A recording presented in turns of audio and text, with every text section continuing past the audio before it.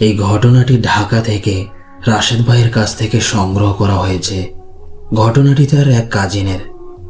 আসুন ঘটনাটি আমি তার ভাষায় আপনাদের সাথে শেয়ার করছি। আমি ঢাকার একটা এলাকার বাসিন্দা, আর গাজীপুরের একটি কোম্পানিতে আমার চাকরিটা আমার বন্ধু জাহিদ করে দিয়েছিল। জাহিদ এখানে 6 মাস ধরে কাজ করছিল। বেতনও ভালো ছিল। কাজের শিফট ছিল 1 সপ্তাহ নাইট শিফট আর 1 সপ্তাহ দিন শিফট। প্রথম সপ্তাহে আমার ডে শিফট পড়েছিল। আমি সহজেই পরিবেশের সঙ্গে মানিয়ে নিয়েছিলাম। অফিসের পরিবেশ ছিল খুবই বন্ধুসুলভ। জায়গাটা অনেক বড় এলাকায় নির্মিত। ভবনটির পেছনে রাস্তায় ছিল বিশাল বড় বড় পুরনো গাছ, যেগুলো ভবনের পেছনের দিক থেকেও দেখা যেত। জায়গাটা বেশ পুরনো। ডিপার্টমেন্টের পেছনের দিকে ছিল ওয়াশরুম, আর ডিপার্টমেন্টের ভেতরের দিকে পেছনের অংশেও ছিল কিছু ওয়াশরুম। এই জায়গাটা ছিল বেশ জরাজীর্ণ। সেখানে মোট 8টি ওয়াশরুম ছিল, যা শুধুমাত্র পুরুষদের জন্য নির্দিষ্ট। কিছু ওয়াশরুমের ছাদ ছিল, কিছুতে ছিল না।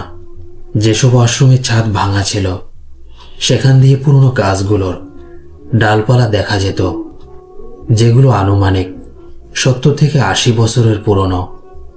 ডিপার্টমেন্টের ভেতর ডান পাশেও প্রায় 8 থেকে 10টি ওয়াশরুম ছিল, যা নারী পুরুষের জন্য আলাদা আলাদা। ওই পাশেই আমাদের স্টোরেজ রুমও ছিল। আমি যখন পর্যন্ত ডে শিফটে ছিলাম, সবসময় ভেতরের ওয়াশরুমে ব্যবহার করেছি। জানতামই না যে নাইট শিফটের ভেতরের ডিপার্টমেন্ট লক করে দেওয়া হয়, আর তখন যদি ওয়াশরুম ব্যবহার করতে হয়, তাহলে বাইরের পেছনের দিকের সেই জরাজীর্ণ ওয়াশরুমগুলো ব্যবহার করতে হয়। দুপুরের খাবার কোম্পানির মেসেই পাওয়া যেত। সবকিছুই মোটামুটি ভালোই চলছিল। জাহিদ থাকার কারণে আমারও মন ভালো থাকতো। পুরো সপ্তাহটাই আমরা একসঙ্গে ডে শিফটে কাজ করেছি। এবার আমার নাইট শিফটের প্রথম দিন। আমি আর জাহিদ ঠিক সময় মতো পৌঁছে গেলাম। সবকিছুই একদম স্বাভাবিকভাবে চলছিল। আমি নিজের মেশিনে বসে কাজ করছিলাম এবং গান শুনছিলাম, যেমন আমি সাধারণত করি। জাহিদ আগেই বলেছিল যে রাতের শিফটে লোকজন কম থাকে।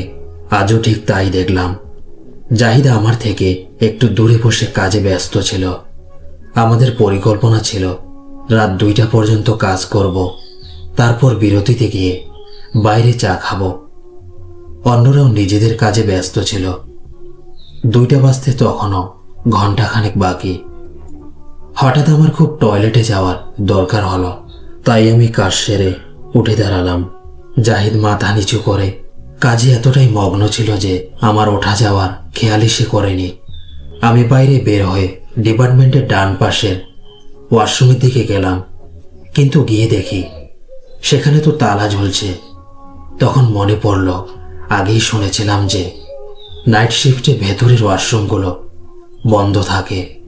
তাই নিশ্চিন্তে পেছনের সেই জরাজীর্ণ ওয়াশরুমগুলোর দিকে হাঁটতে লাগলাম। সিঁড়ি বেয়ে নিচে পেছনের দিকে যেতে যেতেই আমার মাথায় কোনো খারাপ চিন্তা আসেনি। গান শুনছিলাম, গুনগুন করছিলাম, একদম স্বাভাবিকভাবে চলছিলাম। ভাবিনি যে এ সময় জায়গাটা কত ভয়ঙ্কর নিস্তব্ধ থাকে। হঠাৎ একটা অনুভূতি হলো। মনে হলো যেন কেউ আমার সাথে সাথে হাঁটছে। পায়ের আওয়াজ একদম স্পষ্ট শোনা যাচ্ছিল। আমি পেছনে ফিরে তাকালাম, কিন্তু সেখানে কেউ নেই। এখন একটু ভয় লাগা শুরু করলো। যাই হোক, তখন পর্যন্ত আমি ওয়াশরুমের কাছে পৌঁছে গেছি। সামনে সারিবদ্ধ 8টি পুরনো ওয়াশরুম পরিষ্কার দেখা যাচ্ছিল। পেছনে সেই পুরনো বিশাল গাছগুলো দেখা যাচ্ছিল।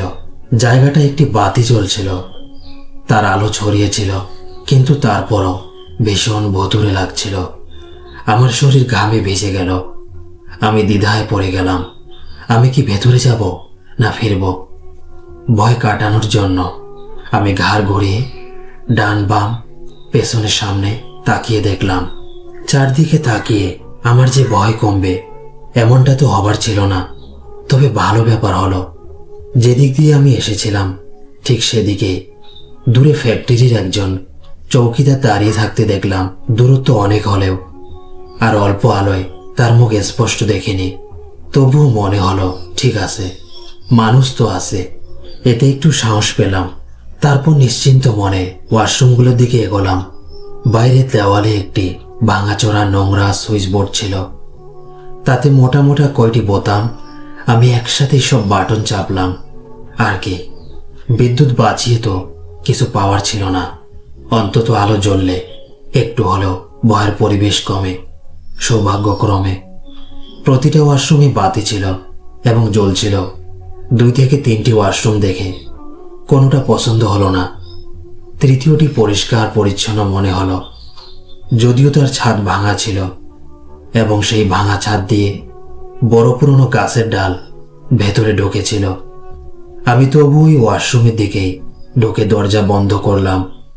হঠাৎ জোরে ধাক্কা, কেউ যেন দরজায় মুঠো দিয়ে প্রচণ্ড আঘাত করলো।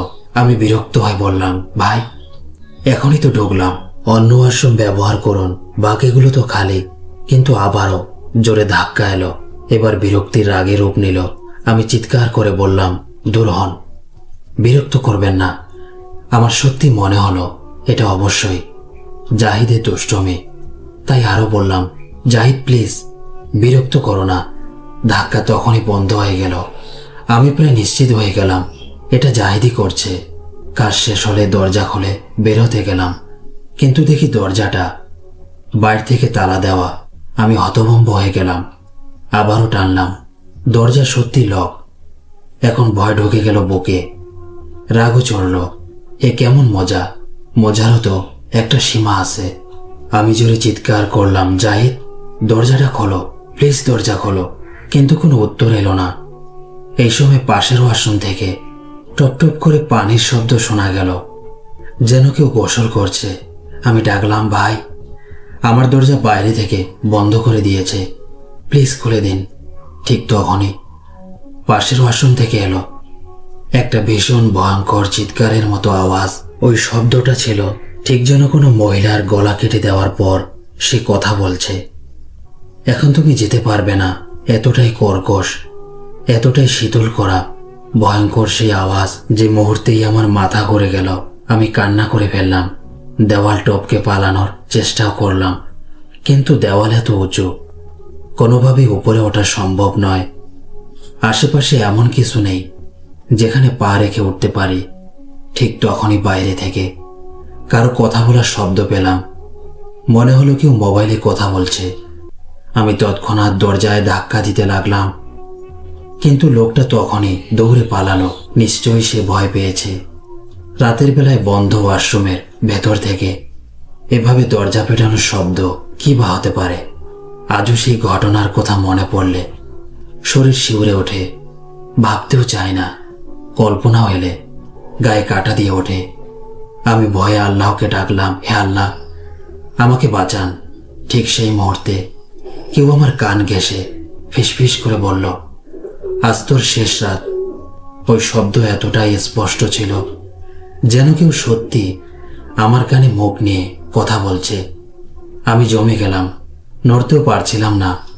হঠাৎ আমার মাথার ওপর ভাঙা ছাদের দিক থেকে কিছু পরে আমার ওপর পড়ল। ভেবেছিলাম হয়তো পানি, কিন্তু যখন জামায় চোখ পড়ল ওটা রক্ত।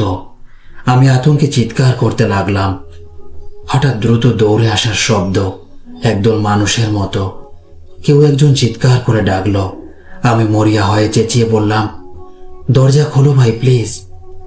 তারপর তার দরজা টানলো। এবার খুব সহজেই খুলে গেল, অথচ কয়েক মুহূর্ত আগেও সেটা বাইরে থেকে শক্তভাবে লক ছিল। তারা আমাকে ধরে সান্ত্বনা দিল। আমি এতটাই দুর্বল হয়ে পড়েছিলাম যে হাঁটতেও পারছিলাম না। তারা বাইরে এনে পানি দিল। আমি পুরো ঘটনা খুলে বললাম। একজন বলল, ভাই, রাতের বেলায় এমন নির্জন পরিত্যক্ত ওয়াশরুমে একা যাওয়া খুবই বিপজ্জনক, বিশেষত যখন জায়গাটা এমন ভাঙাচোরা।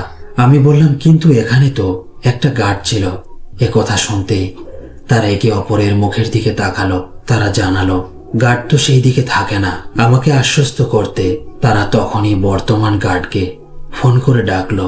সে এসে বলল, আমি তো এই দিকে আসিনি। আমি তার মুখের দিকে তাকিয়ে রইলাম। গার্ড সত্যি ঠিক কথা বলছিল। সে ছিল ছোটখাটো গড়নের মানুষ, অথচ আমি তো স্পষ্টই দেখেছিলাম ওই গার্ড একজন লম্বা মানুষ ছিল। এবার আতঙ্কে আমার মাথা ঝিমঝিম করতে লাগলো। আমি আমার শার্ট দেখতে চাইলাম, যাতে রক্ত লেগেছিল, কিন্তু অবাক করার ব্যাপার, কোথাও কোনো রক্ত নেই। আমি তড়িঘড়ি আমার ডিপার্টমেন্টে ফিরে গিয়ে সব ঘটনা জাহিদকে বললাম, কিন্তু সে উল্টো আমাকে মজা করতে লাগলো, ঠাট্টা করতে শুরু করলো। এদিকে আমার শরীর খুব খারাপ হতে লাগতে শুরু করলো। আমি আর থাকতে পারলাম না। সেই মুহূর্তেই কোম্পানি থেকে বেরিয়ে এলাম। সময় তখন রাত 3টা। বাড়ি যাওয়ার পথে আমার মনে হচ্ছিল কেউ যেন পেছনে দাঁড়িয়ে হাসছে। পথের নির্জনতায় সেই অনুভূতিটা আরো ভয়ঙ্কর হতে লাগলো। হঠাৎই আমার মোটরসাইকেলের সামনে একটি কুকুর লাফিয়ে পড়ল। আমি ভীষণভাবে দুর্ঘটনার শিকার হলাম। পায়ের হাড় ভেঙে গেল, মুখে 17টি সেলাই লাগলো। পেছন থেকে আসা ডাম্পার আর ট্রেলার থেমে গেল। তারা তৎক্ষণাৎ অ্যাম্বুলেন্স ডাকলো এবং আমার ভাইকেও খবর দিল। আমাকে দ্রুত হাসপাতালে নিয়ে যাওয়া হলো। রাতে আত্মীয়রাও এসে পৌঁছালো। এটি কোনো বানানো ঘটনা নয়, এটি আমার কাজিনের সঙ্গে ঘটে যাওয়া একদম সত্য ঘটনা। এই ঘটনার পর আমার কাজিন সেই কোম্পানিতে আর একদিনও থাকতে পারেনি। সে সরাসরি চাকরি ছেড়ে দেয়। স্বাভাবিক জীবনে ফিরে আসতে তাকে অনেক সময় লেগেছিল। যারা ভাই নাইট শিফটে কাজ করেন, তাদের উদ্দেশ্যে আমার অনুরোধ, রাতের বেলায় কখনোই একা এমন নির্জন জায়গায় যাবেন না। বিশেষ করে ভাঙাচোরা পরিত্যক্ত ওয়াশরুমের দিকে তো নয়। এই কারণে আমাদের শেখানো হয়েছে বাথরুমে ঢোকার আগে ও বের হওয়ার সময় দোয়া পড়তে, কারণ এইসব জায়গা খারাপ মাখলুকের আড্ডাস্থল হতে পারে। আল্লাহ আমাদের সবাইকে নিজের হেফাজতে রাখুন, আমিন। তো এই ছিল ঘটনা। তো লিসেনার্স, ঘটনাটি আপনাদের কেমন লাগলো অবশ্যই কমেন্টের মাধ্যমে জানাবেন। ঘটনাটি ভালো লেগে থাকলে অবশ্যই ভিডিওতে লাইক করবেন এবং চ্যানেলে যারা নতুন আছেন অবশ্যই চ্যানেলটি সাবস্ক্রাইব করতে ভুলবেন না। বেল আইকন নোটিফিকেশন অন করে রাখবেন। এতে করে যখনই আমি নতুন ঘটনা আপলোড করব, নোটিফিকেশনের মাধ্যমে নতুন ঘটনার আপডেট পেয়ে যাবেন। সবাই ভালো থাকবেন, সুস্থ থাকবেন আর আল্লাহ তাআলার ইবাদত করবেন। আল্লাহ হাফেজ।